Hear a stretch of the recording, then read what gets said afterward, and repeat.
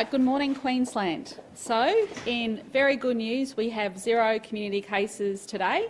So, wonderful news. We only have 1 case detected in hotel quarantine, so that's fantastic news. So, 47 active cases. We've had 5,835 tests in the past 24 hours, and we've had 3,776 vaccines by Queensland Health, but that's because it's a Sunday. So there's no cases in the community is excellent news, and we haven't had a case infectious in our community now since the 5th of July. And I want to thank everyone in Queensland, especially South East Queensland and Townsville, for doing the right thing. And because everything is going so well, I can advise that on the advice of Dr Young, we can ease our restrictions from 6 a.m. Friday, July 16. So that means that the masks will be required still at airports and planes. No restrictions on hospitals and aged care. And I know how hard this has been for people with loved ones in aged care and hospitals, so that's fantastic news. Of course, to your home, if you're going to have over 100 people, you'll have to keep their details. Lots of good news for the young people out there. You can go dancing again. And of course, the pubs, clubs and cafes will be able to increase the numbers of their customers from 1 per 4 square metres to 3 per 4 square metres. So we just wanted to make sure that we were giving business this timely advice that they can prepare. But of course, we are going to be monitoring very closely about if there are any further cases of community transmission. But at this stage, fingers crossed, it's all looking terrific. So that's fantastic news. I also just wanted to talk about the borders. So what we've seen is some other states and territories putting in place a hard border closure. At this stage, Queensland is monitoring the situation in Greater Sydney and New South Wales very closely. So we've just had extensive discussions this morning, and we'll be having those extensive discussions each and every day. Our job, my job, is to keep you safe, and that is the forefront of our consideration.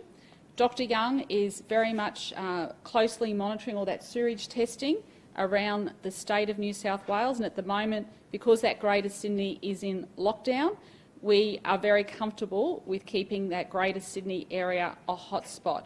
However, my message to Queenslanders is if you are in those areas, to come home.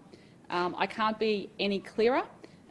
Please, even if you are in regional parts of New South Wales, we are monitoring that very closely, and things can change. So my message to Queenslanders is think seriously, long and hard about what you're doing, and if you can, come home. So we're monitoring very closely.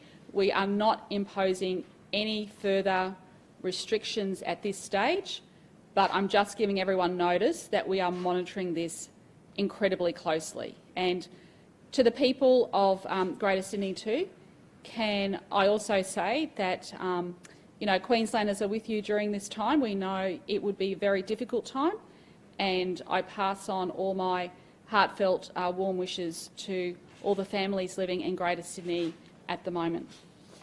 Finally, I just wanted to mention the news about the NRL. So had a great conversation yesterday afternoon with Peter V'landys and Andrew and Kate, and I'm very pleased that Queensland is prepared to facilitate the moving of a number of teams here to Queensland, initially for the next 2 months of the competition, but we'll see how that's going. The NRL also asked if the family members can move. This is very hard on families with the NRL players. They will be in their distinct hubs, so we are facilitating that the immediate family members can move with them, and they will be in those tight hubs, and it's up to the NRL to police that, but we'll be monitoring that very closely as well. So that's great news. We are happy to facilitate that. And of course, we also have the 3rd State of Origin to be held on the Gold Coast. And I really want to thank the Mayor, Tom Tate, and the NRL for helping to facilitate that. And I can confirm that that has cost taxpayers $0. That is purely about assisting the NRL at this stage for the state of origin. So, look, we're happy to have that on the Gold Coast, and of course we do wish our team all the best on Wednesday. So I'll hand over to Dr Young. Thank you.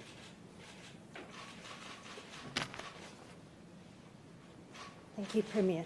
So one new case in hotel quarantine, a traveller who recently returned from South Africa, and they were in the hotel the whole time, so there's no risk at all to the community. No new cases in the community. Our last person was infectious in the community a week ago on the 5th of July, which is why, although we can't say we're totally free of any risk going forward, essentially, as long as everyone who's out there in home quarantine remains in home quarantine and has their exit tests at day 12, then we can be very, very confident that we don't have any transmission in our community. So that's all excellent news. Thank you.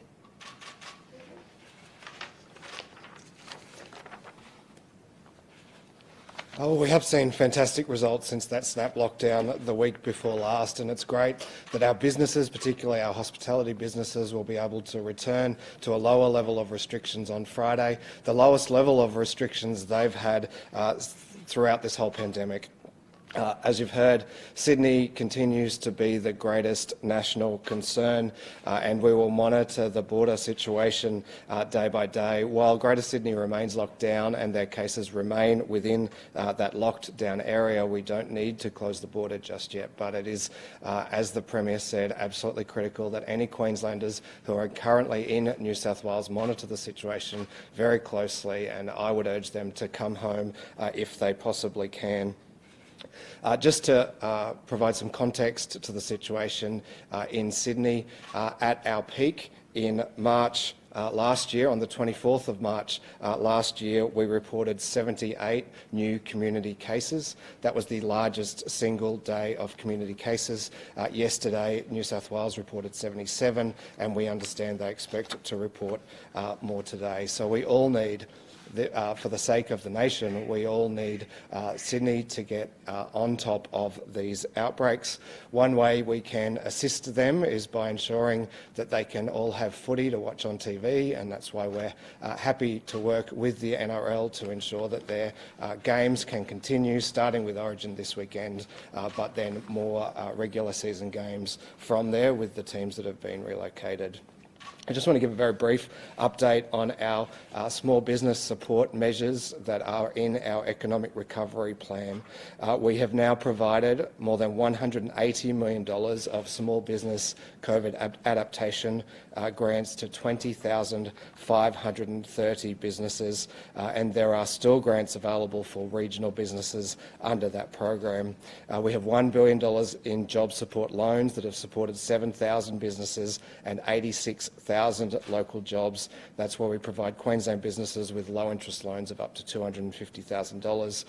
We did provide payroll tax relief worth $950 million, electricity rebates of $500 for small and medium businesses, and in May the Small Business Minister launched Queensland Small Business Month with 3 new grant programs worth $25 million over 2 years, and all of those go to supporting Queensland businesses so that they can employ more Queenslanders and keep more Queenslanders in work.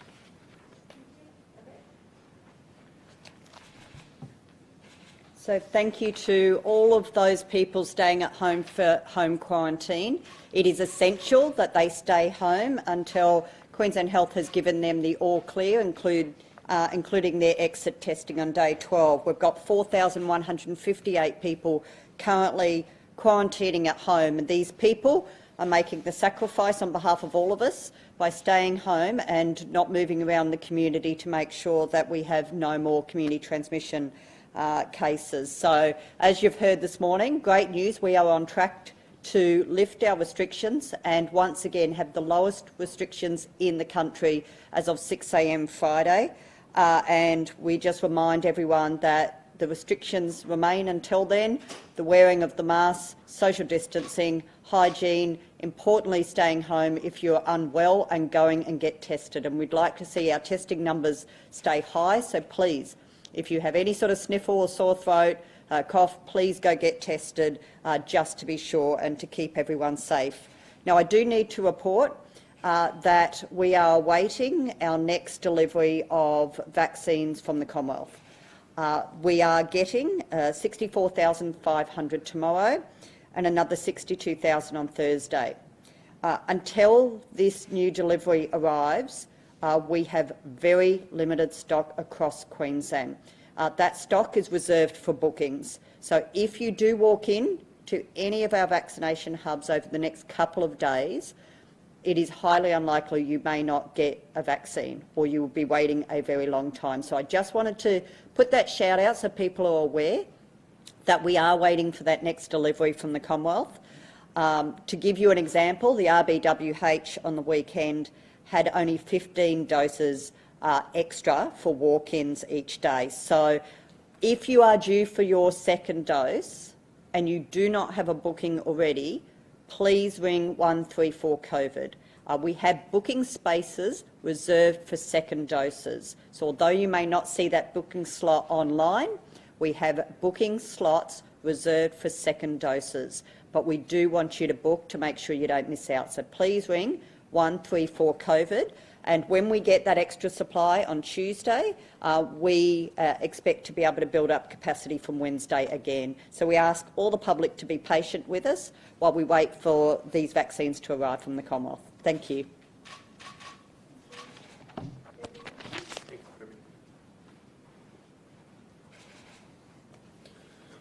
Good morning. In the last 24 hours, we've handed out 84 masks. That brings to the total for the period that we've had the restrictions in place 1,564 masks handed out.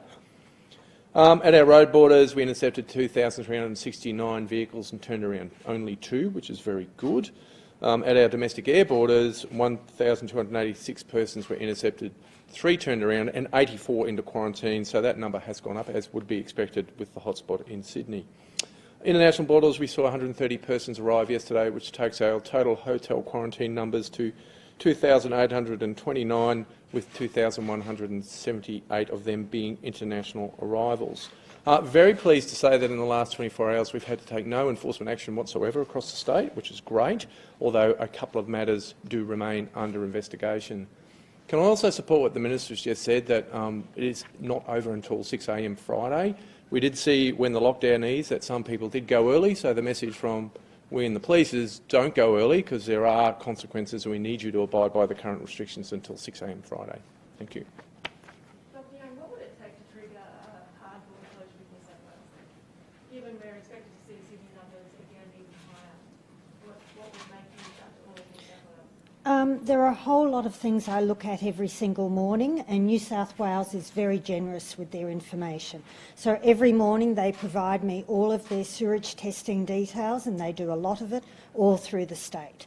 So we have had that one blip in Burke that tested positive, but then it tested negative after that. That's the only test result that's come back positive from outside their lockdown area. So looking at that sewage is very important.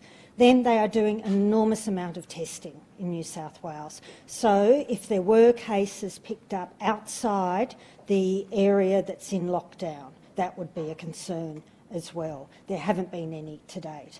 So it would be those two. Then if they were to reset their restrictions, that would be another thing to look at. So they're the 3 that I look at each morning and then brief on. And there'll be a lot of businesses sweating on restrictions easing. Why not ease them earlier than Friday? Because I've got too many people in home quarantine.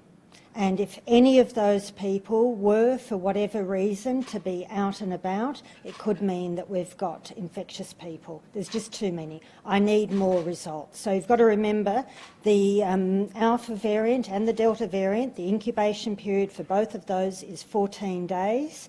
So we've just got to wait till the majority of those people have been tested and got through quarantine. There's just too many. We've had more people through this recent, because we ended up with those 5 clusters, we've had more people in home quarantine than we've seen before. We've just got to manage it. Can you just recap for us why most of those people are in home because we've got all those different outbreaks. So we've got the 2 miners who had that Delta variant and all of their contacts. Then we've got the 2 individuals who work at the airport and all of their contacts. Then we've got the Prince Charles Hospital receptionist who was positive with Delta, although reassuringly there we did an enormous amount of testing and didn't find any further transmission. So that seemed to be a very limited outbreak to that one person. Then we've got our Alpha variant with those 33 people, 27 of them in the community, 6 of them in the hotel, and their thousands of contacts. So, plus we also, of course, have the Virgin Airline crew member who infected a colleague, and there were a lot of contacts there. So we just ended up simultaneously with a lot of outbreaks that all needed careful management. It's a tremendous amount of work with one outbreak, but when you've got that many, there's a lot of potential risk. And I just think Queenslanders, yet again, have done a fantastic job. They've come forward, we've done enormous amounts of testing, and we've not found any continuing chains of transmission. Can I just ask how this NRL arrangement will exactly work? Because I think it's 41 people per team and players, but then with families, that's presumably up to another 80, so you've got 150 people for 10 teams. I mean, that's starting to sound like a lot of people. Yeah. How is that actually being managed in terms of when they arrive in these hubs, and are they quarantining? Yes. And how does that work? Yeah. So the NRL set up 3 separate hotels that they'll have exclusive use of, and these people will be managed in quarantine in those 3 different facilities. So there's absolutely no risk at all to the Queensland population. So they'll be there in those hubs, and remember they've been in that environment down in Sydney. So they're then continuing that environment, but they're isolating within those 3 hubs. And the NRL's done this many times now. They're very, very practised at Is there it. a cap on how many family members can come up? That's up to the NRL. They're working that through sensitively with those families. But from my point of view, as long as they stay in those 3 hubs, which we know they will, and they've got exclusive use, so there's no one else in those hotels other than those teams and their family members, there is no risk to Queensland. Can I just ask you about Anthony McCormack, which was that case of last week, his mother passed away while he was waiting for the exemption. Yeah. He was told that Queensland Health had actually closed his exemption case on July 6th, which is the day he arrived. Is that right? Well, if he arrives in Queensland, then the exemption's been given. No, when he arrived in Australia. So he came from Canada. Right. No, we were dealing with him right up to, unfortunately, his mother died, and then the next day we were working with him. So no, we were continuing to work with him. Of course we were. The NRL, weren't there several breaches across the football bubble arrangements last year, and how can you be completely confident about it? Because the NRL's learnt an enormous amount through that process last year, and they've got very, very tight systems in place now. All penalties for breaches, is that enforced by just the NRL, or won't be enforced by police? Oh, it gets enforced by us, but you might have noticed the penalties that the NRL applies are many, many, many times more than what we would apply. Premier, can I ask you about the NRL as well? Yeah, sure. Why should Queenslanders have confidence that these players are going to follow all the rules? Well, I think you've seen that where there are breaches, the NRL puts in place pretty stringent penalties. I mean, it's not like a $1,000 fine. I think they can go up to $20,000 or $30,000. But also, too, we'll be keeping an eye on it as well. In what way? Sorry? In what way? Well, I'm quite sure the police will be having a look at, like we know where the 3 hotels are. We'll keep a close eye on them, as will the NRL. And would you be prepared for Queensland to host the grand final? Well, that's a very good question. And I think, well, if the opportunity arises, we've shown that we could do the AFL Grand Final, and why not an NRL Grand Final? But I think that's too early to be talking about now. Just in these hotels, are Yes. they committed to leave? So is it like a hotel quarantine arrangement, or is this a bit of a different version where they get to go to training and go out and actually do things? It's part of their quarantine period with, it's called like the Apollo protocol, so the NRL has all these strict protocols in place. So, I mean, we can get that information for you. So, but if, like, if they brought their family members up, can their Well, the family members have to, my understanding is they have to stay there. And look, I don't think all of them will bring their families either. Do you know what I mean? I just think it's very difficult. So they'll be speaking with the individual players. But I mean, if you've got a family home set up elsewhere, you're not going to rush and pack and move it. Do you know what I mean? So I think it's going to be on a case-by-case basis. So the quarantine arrangements change after 14 days of they've been... Is that correct? Yes. So Yeah. we'll have more freedom in the community. Yeah, after the 14 days, yeah. Premier, what would you say to Queenslanders though who think it's a bit rich that the state accommodates the NRL continually when we're seeing these breaches? What do you say to people who think that's a bit rich? Well, I think, you know, we're going to give a very stern warning that people need to abide by this. You know, we're helping out here and we want people to do the right thing. Premier, how is Paul Griffin's report progressing and when will that be? Sorry? How's Professor Griffin's report progressing and when do you expect that will be released by? Look, the Health Minister said the other day that once the person is able to be interviewed, they'll be interviewing that person, but the person has COVID at the moment. So once they're well enough to be interviewed, then they'll be, yeah, but I think it was about a month, 6 weeks, 4 to 6 weeks. And Yeah. will you commit to releasing all of that publicly? Sure. Sure. No problems. What do you think of the opposition's calls to release your preliminary findings so far by the Friday estimates? Look, well, I don't. My understanding is I haven't even interviewed the person at the moment. So let's one step at a time. Yeah, got to think of the young person's health. Let's get her health looked after first, and then do that. Health Minister, can I ask Yeah. while we're talking about that case, what's the progress with, you wrote to advise hospitals that have COVID wards asking why all staff should be vaccinated. What was the response to that and is that going to happen? Sure. So we're collating all of those responses at this stage, but I can say while we work through that with the hospitals and also the external stakeholders about how we might do that and whether we should do that, we have seen ongoing increase of public health workers coming forward. So when you look across the different work groups, remembering it's not mandatory across the entire country, National Cabinet did not mandate health workers to be fully vaccinated. We chose to mandate our 1A group. We're now talking about a group beyond 1A, all of our health workers. So whether you're a cleaner, a wards person, doctor, nurse, admin staff, anyone working in those 5 hospitals where we manage COVID patients. But we are seeing a significant uptake. So I want to thank all the health workers who are coming forward. We had at least a 5% increase over a matter of days. And we, I think, are recording probably some of the highest. So the last figures I saw was over 77% of the entire workforces across those 5 hospitals already vaccinated, which is incredible. So that's higher than aged care or disability.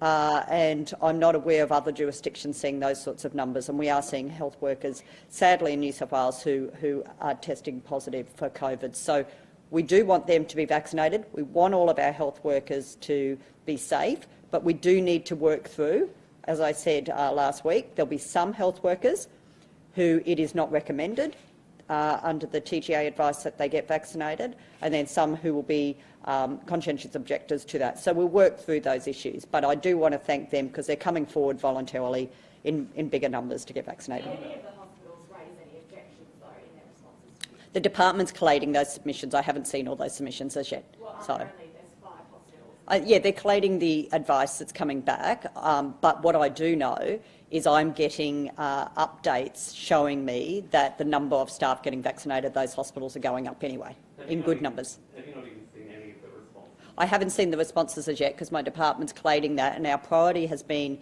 getting these vaccination hubs, managing the supply we've got and making sure that second doses in the community get done as well. Remembering, while we do this, these hospitals are also managing our vaccination rollout, our record number of testing, COVID-positive patients. So everyone who's been positive over the last 2 weeks during these outbreaks are all being managed by these 5 hospitals. So I'm very mindful of what I'm asking these hospitals to do right now, and there is genuine willingness and commitment from all of them, and I have full confidence that we'll see the majority of all of our health workers being vaccinated, and those that can't, we will work through how to support them as well in their jobs. Sorry? This case, it was a major contributing factor to plunging parts of the state and millions of people into a 3-day lockdown. It's been a few weeks. There's only 5 hospitals that you've written to. Why don't you have more of an idea of what Can we be clear? We have had very few transmission of COVID to our health workers. And in some of those cases, that transmission, as we saw the most recent one, they actually became infected in the community, not in the hospital. But let's be clear that no hospital, no country, no state in Australia has been able to fully contain the virus. If it was that easy, we wouldn't have the measures that were put in place. 115,000 health workers around the world that have been formally notified have died from COVID.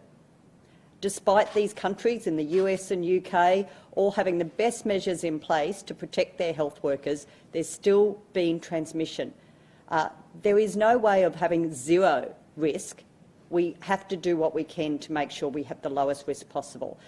But this is a dangerous, highly infectious virus that we will do everything possible to continue to protect our health workers. Thank you. We've got Cabinet now. Can I ask Mr. Golchevsky a question, please?